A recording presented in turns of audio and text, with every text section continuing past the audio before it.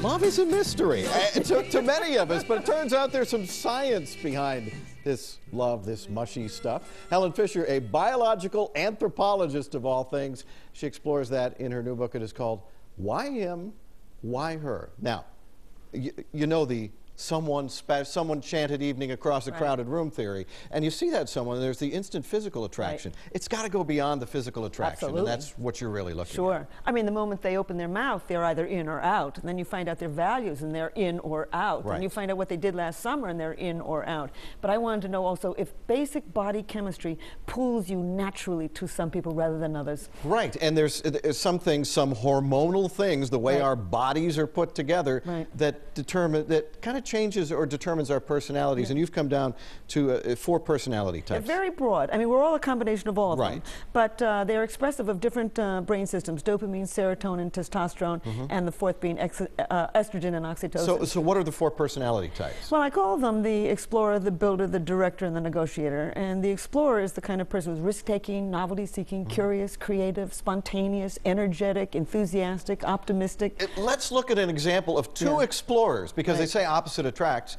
In some cases, people of the same personality type. For example, the Obamas. He and she, both explorers, you would say. I looked on chemistry.com, the dating site, at 28,000 people to try and figure out, you know, who was drawn naturally to whom.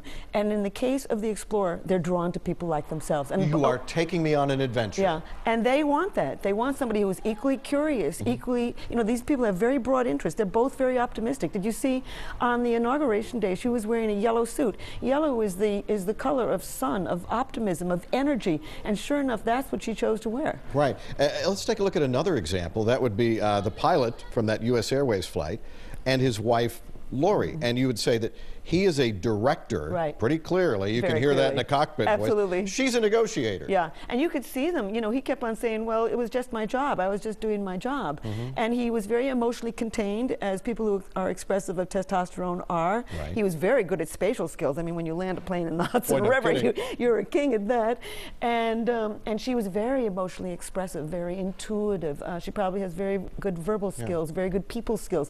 And those 2 probably evolved to pool their resources, as opposed to going with somebody who's very similar. They're pooling their resources to very different resources to raise their babies. You complete me, in other words. Yes. Quickly, we want to tell you about a fascinating test that you can take. You can go online, and it'll really help explain and really kind of flesh out the book that is called Why Him, Why Her? And we've got a link to that, kind of figuring out your temperament. And it wouldn't be a bad idea to have that someone you love maybe take the test for you as well. Because sometimes I'm not very objective. Yeah, well, none of us are objective, but your wife's not going to be too objective either, so. Well, that's true. But scientists have shown that most of the time, most people actually do respond with who they really are. Okay, terrific. We're going to have a link